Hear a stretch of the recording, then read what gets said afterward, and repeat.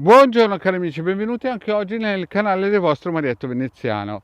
Oggi ho delle belle notizie del Dante perché ci sono parecchi di voi che vogliono sapere un po' più del Dante, mi hanno scritto in PVT e telefonato addirittura per sapere le ultime news del Dante, però purtroppo è da un po' di tempo che non lo becco. Però ieri cosa è successo? Stavo andando in moto, vedo uno che sbraccia in piazza e dico ma chi è quello lì che sbraccia? E mi fermo ed era il Dante. Poi ho detto Dante, ma lo sai che... E poi mi sono trattenuto perché non voglio far sapere in giro che sono io che spiffero. E voi mi raccomando, se lo incontrate sul web, fate finta di non conoscermi. E sapete cosa mi ha raccontato? Beh, certo che voi non lo sapete cosa mi ha raccontato. E ve lo racconto io. Praticamente il Dante, prima di tutto mi ha offerto un bel macchiato, caffè macchiato lungo. Sapete che il vostro Marietto quando gli offrono un bel macchiato lungo corre sempre, quindi ho parcheggiato la moto e sono corso subito al bar della pace con lui, perché ormai il bar della pace è il nostro posto fisso. Ma prima di questo vi chiedo, se non l'avete ancora fatto, di iscrivervi al canale di Hildegard e al canale del vostro Marietto Veneziano e di venirci a trovare nei nostri gloriosi gruppi Facebook e anche al canale di Telegram. Naturalmente l'iscrizione è gratuita, può venire chiunque e a lunedì sera alle 20:30 abbiamo i nostri studi esoterici. Bene cari amici. E adesso iniziamo col racconto. Il Dante, poi bisogna dire una cosa, il Dante bisogna sempre stare attento a quello che racconta e dividere per due e alla domenica anche dividere per quattro, perché è sempre generoso di racconti di fantasia. Però io non ci credo, perché sono sempre racconti di fantasia, però a me piace ascoltarlo perché quando le racconta si fa volare con l'anima, sembrano cose di altri tempi, di altri mondi. E qui inizia il racconto. E il Dante, forse chi ha seguito il canale del Marietto Veneziano, sa che è un tipo che lavorava nella casa dei sogni, nella fabbrica dei sogni come barista. E cosa succede una sera?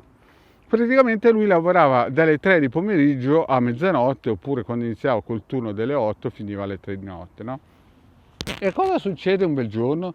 Un bel giorno arriva il colpaccio della sua vita. Il colpaccio della sua vita, e qui il Dante mi ha raccontato che aveva 22 anni più o meno. Arriva quello, il mega direttore galattico dell'ufficio Fidi.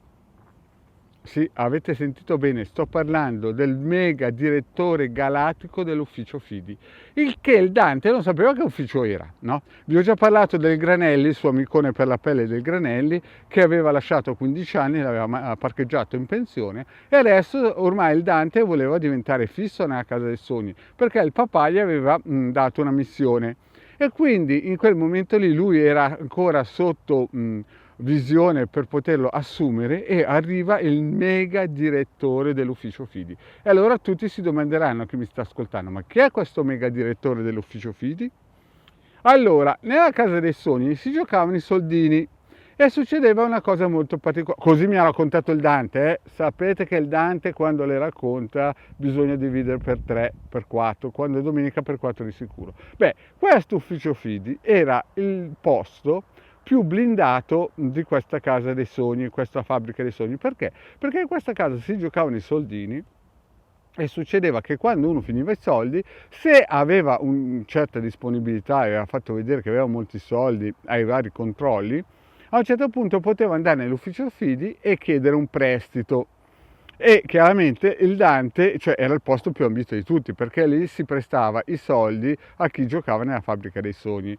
Ma cosa aveva di particolare questo ufficio Fidi? Prima di tutto era un ufficio che praticamente si aspettavano i clienti che arrivavano in bocca. E poi però c'era qualcosa che il Dante non sapeva. E non lo sapeva neanche il vostro Marietto. È per questo che io non ci credo, perché è una cosa come mi ha raccontato ieri davanti a un bel cafferino, è impossibile crederci. Però io qui lo dico e qui lo nego, non venitemi poi a dire che è, perché queste cose qui solo il Dante le può raccontare in giro. Ma mi ha raccontato il Dante, e lo dico sottovoce, mi ha raccontato il Dante che l'ufficio Fidi, visto che in quella casa dei sogni andavano le persone più potenti d'Italia in quel periodo lì, i servizi segreti prendevano le informazioni. E io gli ho detto, ma Dante, e qui parlo sottovoce perché non voglio che mi sentano in giro, perché sapete che il vostro Marietto non le va a dire in giro a nessuno, perché sono come una tomba. Sì, i servizi segreti prendevano le informazioni. E io gli ho detto, beh Dante, cosa c'è di problema? È normale, no? Il fisco vuole sapere un po' le persone dove mettono i soldi. Ma il Dante mi ha detto che prendevano le informazioni con un altro sistema. E gli ho detto, ma Dante, ma cosa mi stai dicendo? Ma come fanno a prendere altri sistemi? E qui il Dante si è lasciato andare, mi ha aperto il Vangelo. Io però dico, e lo dico qui, ma lo nego. Se qualcuno mi chiede se è il vostro manietto spifferato, io nego, perché non voglio che poi il Dante venga a prendere.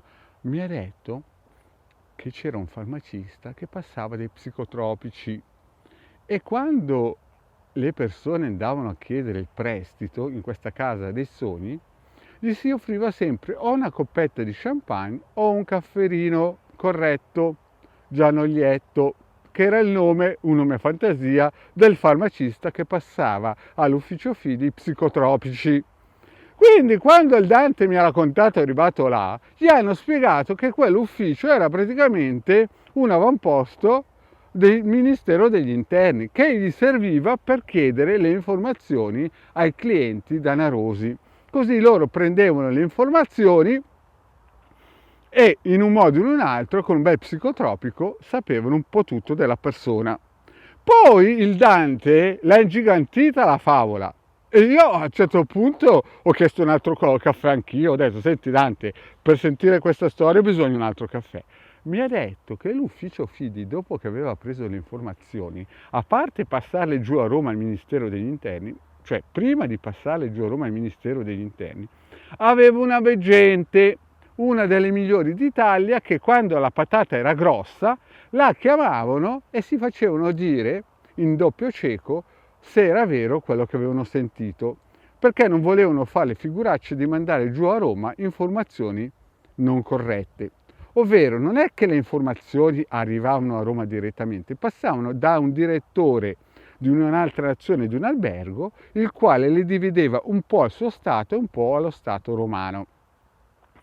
E qui il Dante ha incominciato a aprire il Vangelo. Io a questo punto qui ho detto, senti Dante, questa è grossa, adesso tu mi stai dicendo che nella casa dei sogni, a fabbrica dei sogni, c'era un ufficio che si chiamava Ufficio Fidi, in cui offrivano il caffè corretto Gianoglietto con psicotropici per chiedere le informazioni alle persone ricche che poi non si ricordavano più di aver svuotato il sacco, e poi queste informazioni venivano passate al Ministero degli Interni a Roma, ma prima di passare al Ministero degli Interni a Roma chiamavano una veggente che in doppio cieco diceva se erano vero o false queste informazioni. E il Dante mi guarda e mi dice sì.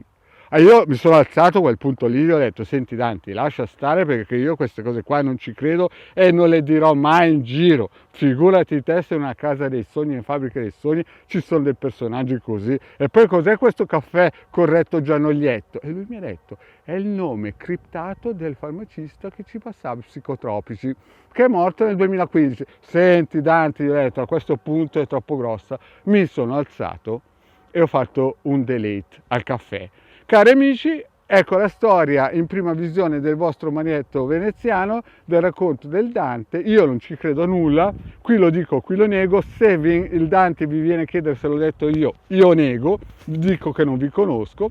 Il vostro manietto però vi invito a iscrivervi al canale di Manietto Veneziano della nostra Hildegard e di venirci a trovare nei nostri gruppi Facebook e Telegram. Grazie cari amici e alla prossima, ciao!